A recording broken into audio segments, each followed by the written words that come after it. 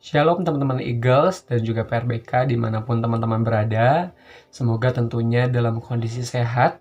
Dan hari ini kita akan sama-sama belajar tentang kebenaran firman Tuhan. Namun sebelum itu kita akan sama-sama berdoa. Kami bersyukur Tuhan buat sepanjang minggu ini Tuhan yang boleh Engkau berikan bagi kami Bapa. Kami percaya Tuhan, kami punya Allah yang memelihara kami Tuhan.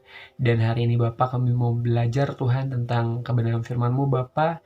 Kiranya Engkau yang memberikan kami hati dan telinga Bapa. Untuk setiap kami Tuhan boleh senantiasa Tuhan berhikmat dan mengerti apa yang ingin Engkau sampaikan dalam kehidupan kami Bapa. Tuhan, kiranya Engkau yang berkati kami Tuhan. Dan kami mau serahkan setiap ibadah kami Tuhan hanya di dalam tangan-Mu. Amin.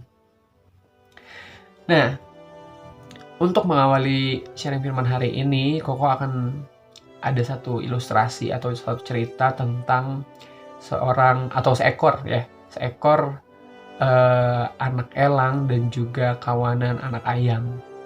Nah, suatu ketika ada seekor anak elang yang baru saja menetas dan kemudian karena teman-teman tahu bahwa anak elang atau elang itu akan tinggal di tebing-tebing yang tinggi, di pohon-pohon yang tinggi, mendirikan sarang begitu.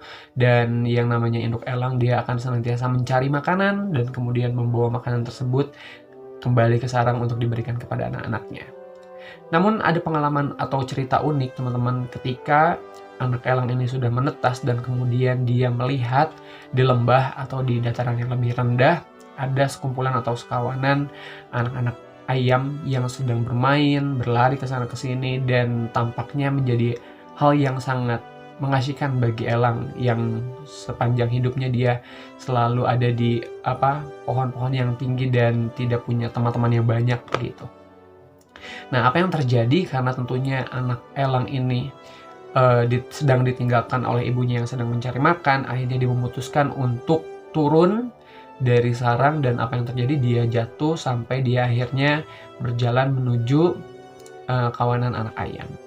Nah, singkat cerita, sang induk juga kebingungan untuk mencari anak elang tersebut, dan anak elang tersebut akhirnya tumbuh dengan anak-anak ayam tersebut sampai akhirnya sayap elang yang seharusnya bisa dilebarkan dan membuat anak elang ini terbang tinggi menjadi tidak berfungsi, dan akhirnya anak elang yang memilih untuk bersama-sama dengan kumpulan anak ayam ini pun menjadi seperti anak ayam yang hanya bisa berjalan dan tidak bisa berterbangan seperti elang-elang yang lainnya. Nah, hari ini Koko akan sharing firman tentang bertumbuh serupa Kristus. Nah, teman-teman mungkin kemarin-kemarin sudah pernah dibahas 11 bab sebelumnya tentang grow up, bertumbuh ya, dalam ibadah, dalam doa, dalam kesaksian, dan lain sebagainya. Dan ini menjadi tema yang juga menarik untuk dibahas karena tentunya teman-teman juga pernah mendengar pepatah atau istilah bahwa like father, like son. Nah, like father, like son berarti bahwa yang namanya ayah itu akan menurunkan atau akan membuat anaknya sama seperti ayahnya. Atau kalau istilah lainnya, yang namanya buah itu tidak akan jatuh jauh dari pohonnya. Tapi begitupun dalam kehidupan kita sebagai orang Kristen teman-teman. Tuhan juga sudah mengatakan lebih dulu bahwasanya Tuhan menciptakan kita menurut gambar dan rupa Allah. Artinya Tuhan menciptakan kita sama seperti gambaran dirinya, teman-teman. Dan ini yang menjadi iman percaya orang Kristen, bahwa kita diciptakan menurut gambar dan rupa Allah. Kita akan buka di dalam Kejadian 1 ayat yang ke-26. Kejadian 1 ayat ke-26, aku akan bacakan. Berfirmanlah Allah, baiklah kita menjadikan manusia menurut gambar dan rupa kita, supaya mereka berkuasa atas ikan-ikan di laut dan burung-burung di udara, dan atas ternak, dan atas seluruh bumi, dan atas segala binatang melata yang merayap di bumi. Nah, dari ayat ini aja teman-teman, kita bisa mengambil 3 hal ya. Kita harus garis bawahi 3 hal yang tadi ada di dalam ayat yang ke-26 ini, yang mengatakan bahwa yang pertama, kita adalah karya Tuhan yang baik. Ayat ini diawali dengan kata baiklah kita. Artinya ketika Tuhan akan menciptakan kita sebagai manusia, Tuhan menganggap bahwa ini adalah rancangannya yang baik, bukan rancangan kecelakaan. Dan yang kedua adalah kita diciptakan menurut gambar dan rupa Allah. Artinya kita diciptakan sama seperti gambaran diri Allah. Dan ini tentunya teman-teman kita harus bersyukur bahwa ini bukan hal main-main, bukan keputusan Tuhan yang main-main, tapi keputusan Tuhan yang luar biasa dalam kehidupan kita. Kita diciptakan menurut gambar dan rupa Allah. Dan yang ketiga yang tidak kalah penting adalah bahwa kita sudah diperlengkapi Tuhan untuk bisa berkuasa atas burung-burung di udara, ikan-ikan di laut. Bahkan Tuhan bilang kita akan berkuasa atas bumi ini. Artinya Tuhan memperlengkapi setiap kita dengan kuasa agar kita tidak kalah dengan dunia ini. Nah, itu 3 hal yang kita bisa pelajari dari Kejadian 1 ayat 26. Tapi seringkali kita lupa dan akhirnya kita memilih untuk sama seperti anak elang yang tadi Koko ceritakan, yang memilih akhirnya sama dengan dunia dan melupakan jati dirinya bahwa dia adalah seekor elang. Nah, yang menjadi pertanyaan adalah hal apa yang menghalangi kita untuk menjadi serupa dengan Allah? Jawabannya tentu saja dunia ini, teman-teman. Nah, dunia ini membuat kita mempunyai jarak dengan Tuhan. Dan tentu saja Tuhan sudah bilang bahwa apa yang berasal dari dunia bukanlah berasal dari Tuhan. Nah, kita akan buka di dalam Roma 12 ayat yang kedua. Koko akan bacakan. Roma 12 ayat yang kedua. Janganlah kamu menjadi serupa dengan dunia ini, tetapi berubahlah oleh pembaharuan budimu, sehingga kamu dapat membedakan manakah kehendak Allah, apa yang baik, yang berkenan kepada Allah, dan yang sempurna. Jadi yang tadi di ayat Kejadian 1 ayat 26 dikatakan bahwa kita bisa berkuasa, yaitu kuasa kita ketika kita memiliki hikmat yang daripada Tuhan. Bukan kuasa karena kuat dan gagah kita ya teman-teman ya, tapi karena hikmat yang daripada Tuhan kita bisa membedakan mana yang baik, mana yang berkenan untuk Tuhan, dan juga yang sempurna. Tapi seringkali di dalam kehidupan kita mungkin lupa bahwa kita diciptakan menurut gambar dan rupa Allah yang seharusnya bertumbuh dan menjadi berkat. Yuk kita sama-sama introspeksi lagi dan kita sama-sama kembali merenungkan setiap kebaikan Tuhan di dalam kehidupan kita. Agar kita tidak menjadi anak elang yang tadi pada akhirnya menjadi anak ayam yang hanya bisa berjalan ke sana kemari dan kemudian tidak bisa terbang, melebarkan sayapnya untuk bisa terbang lebih tinggi. Nah, pernyataan yang menarik adalah bahwasanya menjadi sama atau menjadi serupa dengan gambar dan rupa Allah ini menjadi hal yang sulit ketika kita masih memilih untuk menjadi serupa dengan dunia ini, teman-teman. Menjadi serupa dengan dunia artinya kita tidak serupa dengan Allah, karena Tuhan atau Allah dengan dunia adalah hal yang berbeda. Nah, Koko akan membacakan di dalam Yohanes 15 ayat yang 18 sampai 19 berbunyi bahwa jikalau dunia membenci kamu, ingatlah bahwa ia telah lebih dulu membenci aku, membenci Tuhan daripada kamu, daripada kita. Sekiranya kamu dari dunia, tentulah dunia mengasihi kamu sebagai miliknya, tetapi karena kamu bukan dari dunia, melainkan aku, Bapa, telah memilih kamu dari dunia, sebab itulah dunia membenci kamu.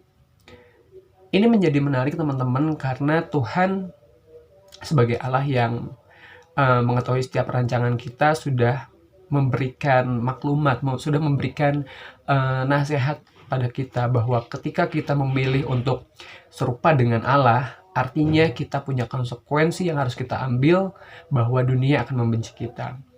Nah, pertanyaannya, sudahkah kita siap untuk dibenci oleh dunia ketika kita siap untuk serupa dengan Allah? Nah, setidaknya ada 3 hal ya teman-teman yang perlu kita ingat dan menjadi dasar untuk kita memilih haruskah kita bertumbuh serupa dengan Allah.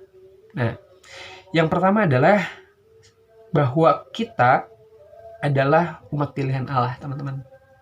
Jadi bukan kita yang memilih Tuhan, tapi Tuhan yang sudah lebih dulu memilih kita sebagai umatnya, Dan sudah sejak semula diciptakan serupa dengan gambaran Allah, yang tercatat di dalam Roma 8 ayat 29 ya.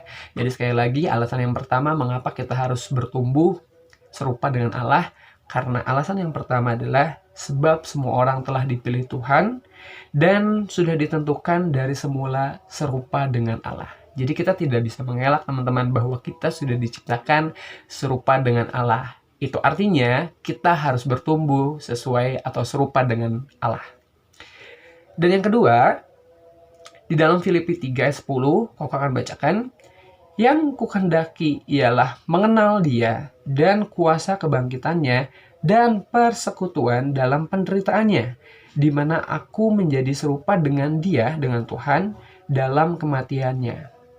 Nah, alasan kedua mengapa kita harus bertumbuh serupa dengan Allah, karena di dalam Allah lah ada persekutuan yang hidup. Ada kekuatan yang bisa kita pakai untuk kita bisa mengalahkan dunia. Ada kekuatan yang bisa kita gunakan agar kita sanggup untuk dibenci dunia sekalipun, teman-teman. Jadi di dalam Tuhanlah ada persekutuan yang hidup, dan melalui persekutuan inilah kita senantiasa diperbaharui akal budinya. Untuk yang tadi, untuk bisa membedakan mana yang baik, mana yang berkenan, dan mana yang sempurna. Dan alasan yang ketiga adalah bahwa iman kita memanglah menjadi dasar kehidupan orang Kristen. Tapi tentunya iman tanpa perbuatan adalah sia-sia, teman-teman. Iman tanpa perbuatan hanyalah menjadi iman yang mati. Tentu saja perbuatan inilah yang harus senantiasa kita lakukan untuk membuktikan iman kita. Seperti sama dengan cerita tadi Elang. Elang yang harus membuktikan dirinya bahwa dirinya elang, ya dia harus mau bertumbuh. Dia harus mau belajar untuk bisa terbang, harus mau belajar untuk berani melewati badai hidup, untuk bisa terbang tinggi walaupun mungkin dia akan diterpa angin yang besar. Tapi inilah yang menjadi pilihan kita. Karena di dalam 1 Yohanes 2 ayat 6 berkata bahwa barang siapa mengatakan bahwa kita ada di dalam Dia, maka kita wajib hidup sama seperti Kristus telah hidup. Artinya kita hidup sesuai dengan teladan yang Tuhan sudah berikan. Mungkin kita saat ini masih ragu-ragu dalam mengikut Tuhan, masih setengah-setengah, masih menjadi umat pilihan Tuhan yang ya udah deh, yang penting saya hari Minggu ke gereja and enough gitu ya, cukup gitu, and that's enough gitu. Dan itu yang harus sama-sama kita perbaharui, bahwa Tuhan sudah meminta kita untuk senantiasa bertumbuh, bukan hadir dalam persekutuan saja, tapi juga bertumbuh untuk bisa tentunya tidak hanya bertumbuh untuk diri sendiri, tapi juga menjadi berkat untuk orang lain. Nah, jadi pertanyaannya, apakah kita masih mau sama seperti elang yang tadi akhirnya bergabung dengan kumpulan anak ayam, atau menjadi elang yang tangguh untuk bisa melewati badai hidup, sekalipun memang konsekuensinya akan dibenci oleh dunia ini. Itu kembali kepada teman-teman. Dan tentunya teman-teman, bertumbuh serupa dengan Kristus, ini menjadi komitmen kita di hadapan Tuhan. Kita mau sama-sama buat bertumbuh di dalam Tuhan, dan bertumbuh juga serupa dengan Tuhan, agar senantiasa kita dikuatkan tentunya di dalam kondisi saat ini yang kita juga mulai jenuh, mulai capek, mulai bosan. Tapi percaya teman-teman, ketika kita mengandalkan Tuhan, Tuhan akan berikan kita kekuatan. Mari teman-teman kita tutup dalam doa supaya setiap firman yang tadi sudah dibagikan bisa menjadi berkat untuk kita semua. Kami bersyukur Bapa untuk setiap firman yang boleh kami terima. Kami bersyukur Tuhan, kami punya Allah yang menciptakan kami menurut gambar dan rupa-Mu Bapa.